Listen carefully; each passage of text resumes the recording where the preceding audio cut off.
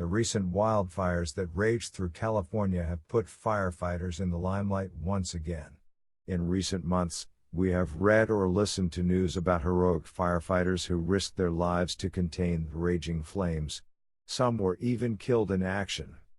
While some firefighters have proven themselves to be heroes, others have demonstrated that they are unreliable and cannot be counted on. Sometimes, this includes entire firefighting departments. Number 10. Firefighters refuse to respond to fire over $75. In 2010, firefighters from South Fulton, Tennessee, allowed a house to burn to the ground over a $75 fee. The home was located in Obion County, which did not have its own fire service. The county depended on the South Fulton Fire Department for firefighting services. In exchange, the South Fulton Fire Department charged homes in Obion County an annual fee of $75. On September 29, 2010, a fire started at a house in Obion County. Gene Krenick, the homeowner, called the South Fulton Fire Department, but they refused to come over because Krenick had not paid the annual fee. Obviously, they went through their records whenever a person called from Obion County to determine whether they had paid the fee or not. Krenick promised to pay any amount the fire department requested to fight the fire, but they refused. Later they arrived at the house but did not fight the fire. Instead, they watched the house burn. They were only concerned that the fire could spread to the house of a paying neighbor. Number 9. Firefighters refused to help a heart attack victim because nobody called 911.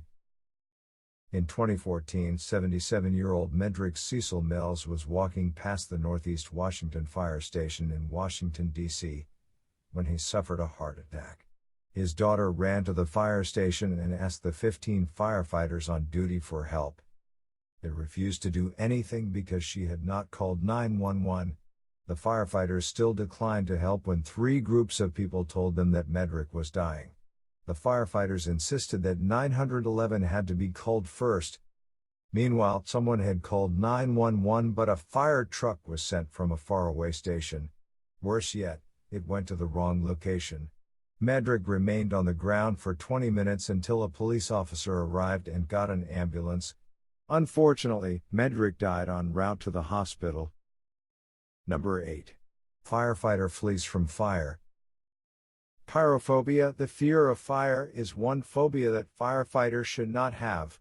However, Michael D. Johnson, a member of the fire department of the city of New York, FDNY, is so afraid of fire that he refuses to enter burning homes and will abandon his colleagues whenever they do. On April 2, 2015, Johnson was part of a team that responded to a house fire. He was supposed to help 2 colleagues carry a fire hose into a burning home. Instead, Johnson fled, leaving both firefighters in danger.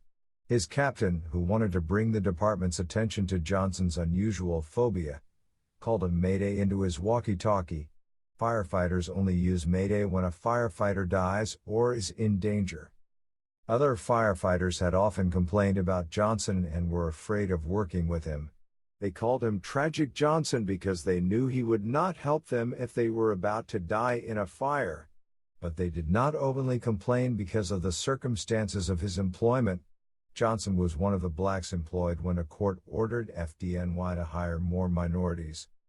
Johnson was retrained after the incident but said he did not want to return to the fire job. However, the fire chief told him to return. Other firefighters said FDNY only wanted Johnson on the job to fill its minority quota. Obviously, it should have been aware that Johnson was afraid of fires. He passed the fire academy on the 3rd try and had to be retrained twice. Number 7. Firefighter wears uniform to steal from homes while off duty. Craig White used to work as a paramedic for the Sacramento Fire Department until he was busted for stealing from homes while wearing his fire department uniform. White visited several homes at Sunrise Vista Mobile Home Park in Circus Heights whenever he was off duty and told residents that he wanted to ensure their homes were fire compliant. Once in, White asked to use the bathroom. He never conducted any inspections and was only interested in stealing prescription opiates he found in the bathroom. He had a preference for the homes of elderly citizens because he was likelier to find opiates there. He visited 7 homes and stole opiates from 2 before he was arrested. Number 6. Firefighter refuses to fight fire at refugee shelters. Forced migration has been a controversial issue in Europe in the past few years. At the height of the European refugee crisis in 2015, a German firefighter added to the controversy when he wrote to his department to explain that he would not fight a fire in any building or shelter occupied by refugees. At the time, thousands of refugees fleeing wars in the Middle East were traveling to Europe.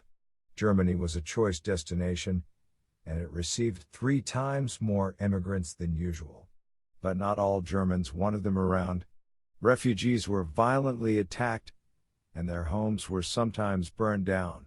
During one attack, someone threw a Molotov cocktail inside a house occupied by 3 immigrants, setting it on fire. The firefighter, identified as 34-year-old Jürgen S., volunteered at the Frankenberg Fire Service in Frankenberg, Saxony. He requested to be exempted from firefighting duties at the 2 refugee shelters in Frankenberg and elsewhere because firefighters were not safe at the shelters. Lots of Germans and Europeans criticized Jürgen over his insensitive letter until he withdrew it. The Frankenberg Fire Service also released a statement explaining that Jürgen's statement was a personal opinion and it planned to fight fires at refugee shelters. Number 5. Drunk fireman crashes fire truck. In 2017, Curtis Allen Cottrell, a volunteer firefighter at Sharon Fire Department in Pennsylvania, was arrested after crashing his fire truck. Before the accident, he had hit a fire hydrant and a telephone pole. A passerby who found the crashed truck and drunk firefighter called 911 and reported that Curtis had abandoned his truck and was trying to hitch a ride away from the area. Police arrived to find a drunk Curtis walking away from the accident scene. They found cocaine in his wallet and discovered that his license had been suspended. But driving while drunk is not as unusual among firefighters as you might expect. A year later, on June 6, 2018, police arrested another firefighter for drunk driving. Jeffrey Feaster, a volunteer at Humboldt Fire Department, had responded to an emergency. Officers at the scene had noticed that he smelled badly of alcohol and could not talk properly. A test revealed that he had more than twice the legal limit of alcohol in his blood. Feaster later resigned. Number 4. Firefighter steals $167 from firehouses.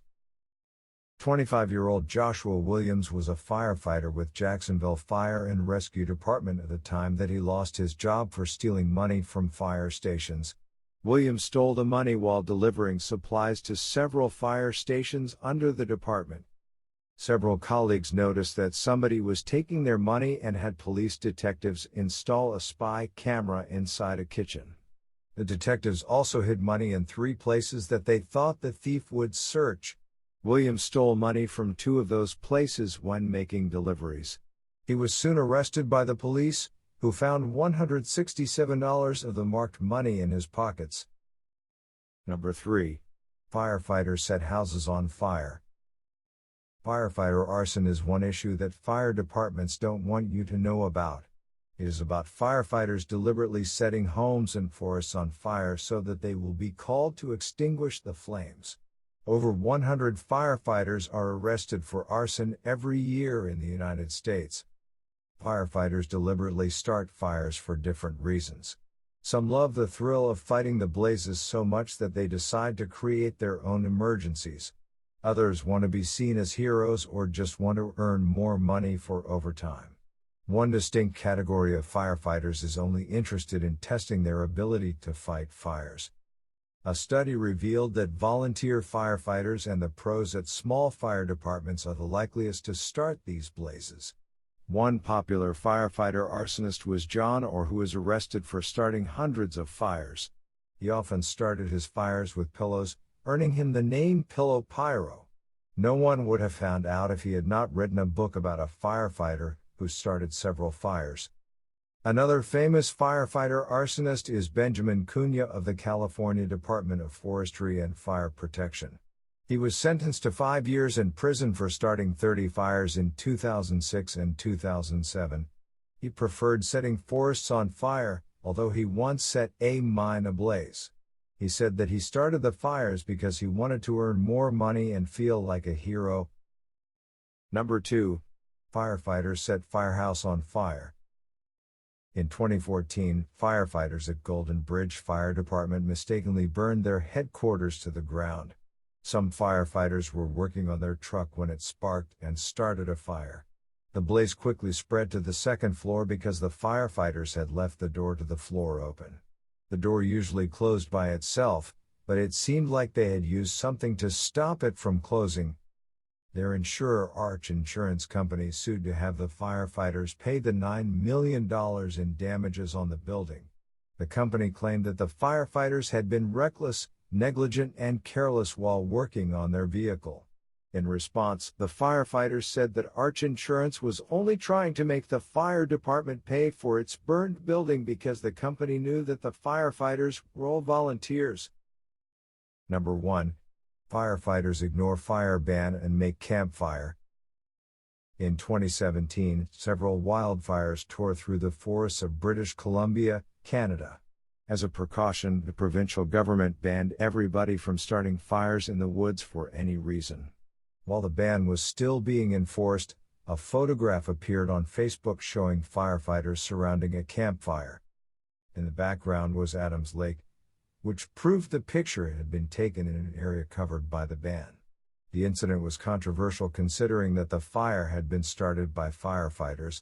Mike McCulley, the spokesperson for BC Wildfire Services, said the department was investigating the incident and clarified that the ban applied to everybody, including firefighters.